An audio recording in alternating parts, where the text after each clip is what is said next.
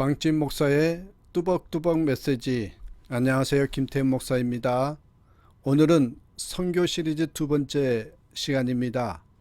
그리스도인은 모두 선교사다. 그리스도인은 모두 선교사다. 베드로전서 2장 9절에서 10절 말씀을 봉독해 드리겠습니다. 그러나 너희는 택하신 족속이요 왕같은 제사장들이요 거룩한 나라요 그의 소유가 된 백성이니 이는 너희를 어두운 데서 불러내어 그의 기이한 빛에 들어가게 하신 이에 아름다운 덕을 선포하게 하려 하심이라. 너희가 전에는 백성이 아니더니 이제는 하나님의 백성이요 전에는 긍휼을 얻지 못하더니 이제는 긍휼을 얻은 자니라. 이 본문을 가지고 그리스도인은 모두 선교사다, 이런 메시지를 선포하고자 합니다. 먼저 여러분, 우리가 전도와 선교란 말을 한번 구별해 보겠습니다. 참 많이 사용하는 용어죠. 에반젤리즘, 전도, 미션, 선교라는 단어. 그런데 이 두 말은 같은 말 같기도 하고 또 다른 말 같기도 해서 혼란스러워하는 분들이 많습니다. 사실 옆에 써놨습니다만 성경에서는 이 두 말에 대해 구분이 없습니다. 단지 다 같이 복음을 전한다, 복음을 전한다 라는 뜻인데, 전도는 입으로 소식을 전한다는 데 초점을 두었다면 선교는 전하기 위해서 간다, 전하기 위해서 간다는 데 초점을 맞춰져 있을 뿐입니다. 또한 교회에서 이제 종종 오랜 세월 동안 이 두 말을 비슷하지만 다른 뜻으로 사용해 왔습니다. 우선 전도는 뭐래 옆에 써놨죠? 같은 민족에게 복음을 전하는 것. 선교는 다른 민족에게 복음을 전하는 것으로 사용해 왔습니다. 또 지리적으로도 국내에서 구분할 때 국내에서 복음을 전하는 것은 전도고 국외, 해외에서 복음을 전하는 것은 선교다, 이렇게 사용해 왔습니다. 다음에 전도는 이렇게 직접적으로 복음을 전하는 행위를 말할 때, 직접적으로 복음을 전하는 행위를 말할 때 사용했고, 선교는 복음을 전하는 일과 관련된 모든 행위를 말할 때 사용합니다. 예를 들어서 전도지를 들고 누구에겐가 복음을 전한다든지 누군가를 교회로 인도하는 것은 전도, 이렇게 말합니다. 이에 비해서 의료봉사와 같이 말이 아닌 사랑으로 복음을 전하는 것, 의료선교라고 하죠. 학교생활 전체를 통해서 복음을 전하는 것, 학원 선교라고 부릅니다. 이렇게 구별하기는 그런 교회에서 사용한 용어이죠. 그리고 현대 신학에 와서는 이 선교를 하나님의 선교, 미시오 다이라는 관점에서 폭넓게 이해하려고 합니다. 선교의 주 내용, 여기 한번 쫙 보십시오. 선교의 주 내용을, 또한 관심사를 선교사들이 복음 전파 활동에 국한시키지 않고 역사 안에서 일하시는 삼위일체 하나님의 활동을 전부 이 하나님의 활동에 참여하는 모든 인류 보려고 한다는 것입니다.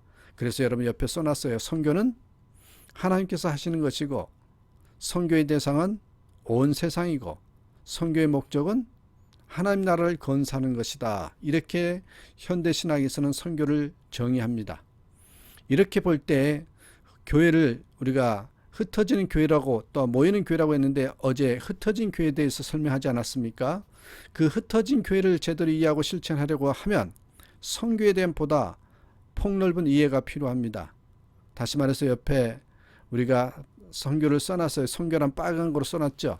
직접적인 복음 전파 플러스 복음 전파와 관련된 모든 일 플러스 하나님의 선교에 참여하는 것을 포함한다는 것을 알아야 합니다.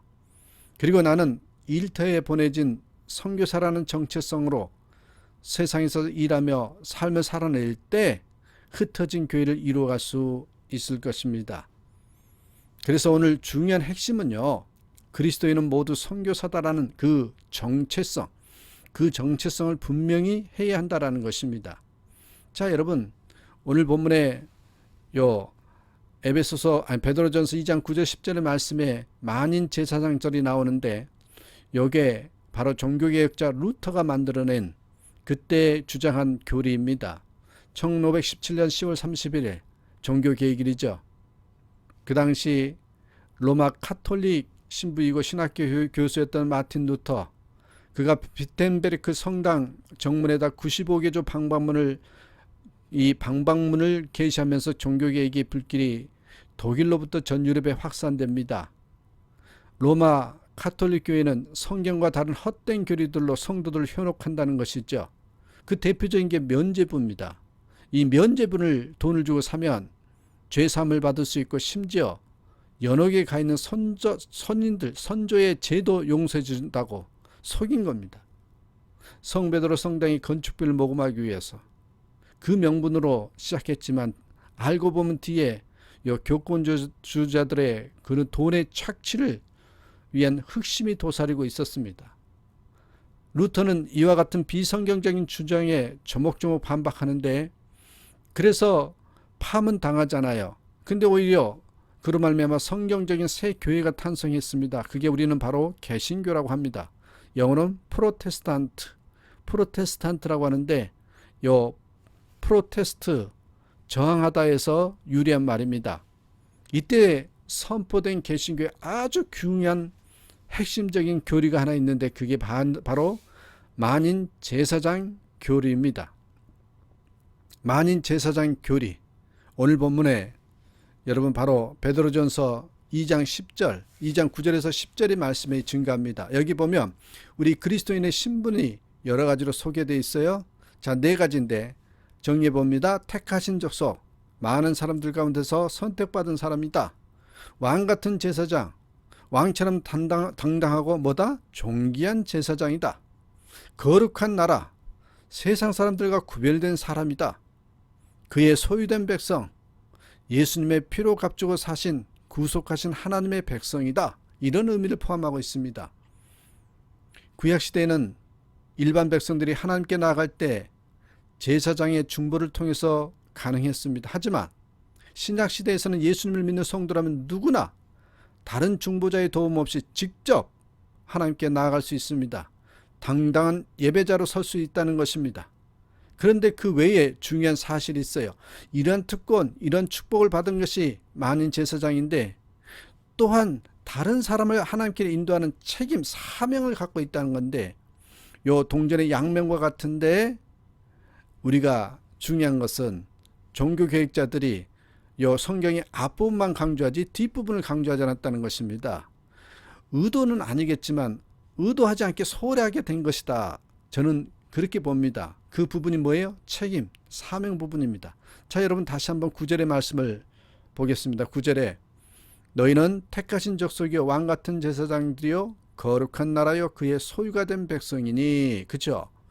근데 그 다음 말이 또 중요하거든요. 이는 왜 이렇게 세웠느냐? 너희를 어두운 데서 불러내어 그의 기이한 빛에 들어가게 하신 이의 뭐예요? 아름다운 덕을 선포하게 하려 하심이라. 요 제사장의 사명은 어둠, 죄와 사망에서 구원해 주신 예수님의 아름다운 일, 그게 뭡니까? 복음입니다. 복음을 선포하는 사명입니다. 그렇습니다, 여러분. 다시 말하면 만인 선교사입니다. 복음을 전하는 사람, 만인 선교사라는 것입니다. 이러한 사실은 성경적으로 너무나 분명합니다. 저와 여러분이 예수님을 믿음으로 구원받은 그리스도인이 맞습니까? 그러면 왕같은 제사장입니다. 예배자입니다. 동시에 선교사입니다. 이 사실을 결코 잊지 마시길 바랍니다. 이 시간에 여러분께 함께 김동호 목사님의 그 말씀을 증거하기 전에 참 재미있는 표현이 나온 게, 라틴어의 제사장 의미가 폰티펙스라는 아주 흥미로운 단어가 있습니다. 근데 이 단어의 뜻이 다리를 놓는 사람, 이게 중보자랍니다. 그러니까 선교사는 뭐냐? 성직자는 어떤 사람이냐? 다른 사람을 하나님께 인도하는 사명자는 겁니다. 쉬운 말로 바꾸면 복음 전파자, 다시 말하면 선교사다, 이런 내용입니다. 자, 이렇게 중요한 것이 우리의 정체성이 우리 신분인데 이것을 우리는 잊고 산단 말이죠. 김동호 목사님이 이런 이야기를 했습니다. 요 목회자와 평신도를 구별하면서 아주 중요한 그런 이슈를, 또한 개념을 정리해 주셨어요. 한국교회가 이렇게까지 추락하고 세상에 인정을 받지 못하게 된 이유가 많은 있는데, 그 중에 김동욱 목사님은 목사직에 대한 오해와 혼돈이 그 중요한 이유 중에 핵심적인 하나라고 했습니다. 목사는 성직자입니다. 그러나 목사만 성직자는 아니라는 것입니다. 성경은 목사만 성직자라고 말씀하시지 않습니다. 성경은 예수 믿는 우리 모두가 다 오늘 본문처럼 택하신 족속의 왕같은 제사장이라고 말씀하신다는 겁니다.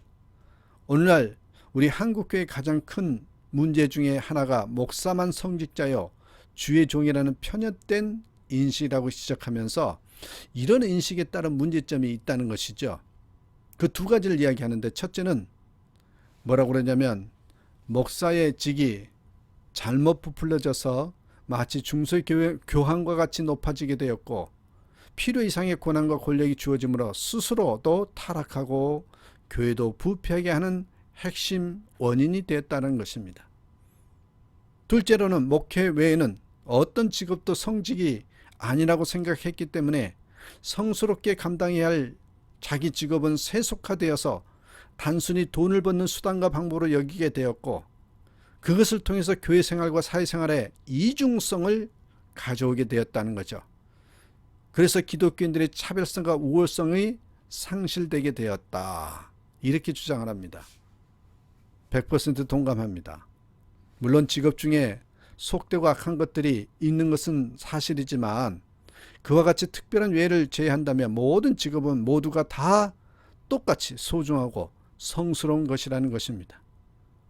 기독교의 궁극적인 목표는 하나님 나라이고, 하나님 나라는 교회에만 있는 것이 아니고 하늘에만 있는 것도 아니랍니다. 하나님은 우리가 살아가고 있는 이 세상을 하나님 나라로 만드시기 위해서 우리를 그 나라의 일꾼들도 부르셨다는 것입니다. 그것을 우리는 소명이라고, 콜링이라고 설명을 합니다. 다시 말해 하나님 나라는 목사만으로 이룰 수 있는 나라가 아니며, 자기 직업을 소명으로 인식하고 성직으로 인식하는 기독 정치인, 기독 경영인, 기독 교사, 기독 직장인들이 힘을 합하여서 함께 만들어가는 것이라고 강조했습니다. 그것들의 구별은 있지만 차별은 없다는 것이죠. 어떤 직업은 높고 어떤 직업은 낮다는 생각은 옳지 않다는 것입니다. 목사는 성스러운 직이고 세상의 다른 직업은 다 속된 것이라는 생각은 성경적인 이해가 아니라고 했습니다. 여러분, 사도행전 1장 8절의 말씀해 보시면 예수님께서 승천하시기 전에 함께 하던 사람들에게 이렇게 말씀하셨습니다. 오직 성령이 너희에게 임하시면 너희가 권능을 받고 예루살렘과 온 유대와 사마리아와 땅 끝까지 이르러 내 증인이 되리라. 여기서 말씀하신 너희도 여러분 직접적으로는 당시 11 제자입니다. 그러나 저들은 땅 끝까지 가지 못했습니다. 그리고 성령을 받은 사람들은 저들을 포함해서 약 120명이 된다고 성경은 이야기하죠. 또한 성령은 그 후에 사마리아와 에베소 교회도 임했습니다. 자, 이렇게 볼 때 이 명령은 초대교회 이후의 모든 시대에 성령 받은 그리스도인들 모두에게 주신 명령이다 라는 것이죠. 성령 받은 오늘 우리도 다 이 명령을 받고 있다는 것입니다. 하나님의 역사는 몇몇 유명한 사역자들, 능력 있는 사역자들, 그들이 이루어내는 것이 아닙니다. 무명용사처럼 이름도 없이 빛도 없이 평범한 그리스도인들이 삶의 현장에서 순종하면서 이루어내는 것들입니다. 위대한 선교의 역사도 특별히 택함받는 몇몇 위대한 선교사들이 이루어낸 것이 아닙니다. 보이지 않게, 드러나지 않게 평범한 만인 선교사들이, 평범한 그리스도인들이 삶의 현장에서 이루어낸 것입니다. 그렇습니다. 여러분, 결론입니다. 이제 저와 여러분들이 선교사라는 생각을 해야 하겠습니다. 무명용사처럼 삶의 현장에서 선교사로서 일하고, 선교사로서 복음을 전하고, 선교사로서 빛이요 소금으로 살아가는 그런 삶이 되어야 되겠습니다. 사랑하는 여러분, 우리가 생각을 바꿔야 하겠습니다. 우리가 살아가는 삶의 현장이 하나님께서 우리를 보내신 선교지라고 생각해야 하겠습니다. 우리가 하고 있는 일이 그 자체로 선교라고 생각해야 합니다. 그리고 우리 한 사람 한 사람이 바로 선교사라고 생각해야 한다는 것입니다. 이 생각이 없으면 능력 있는 그리스도인이 될 수 없습니다. 세상의 빛과 소금의 역할을 감당할 수가 없습니다. 그러기에 다시 한번 우리 모든 그리스도인들은 다 선교사다. 그러기에 나는 선교사다. 이 정체성을 잊지 않고 살아가는 저와 여러분 되시기를 주님의 이름으로 부탁드립니다. 오늘도 주 안에서 기뻐하시고 예수님 때문에 행복해하는 그런 하루가 되시기를 다시 한번 부탁드립니다.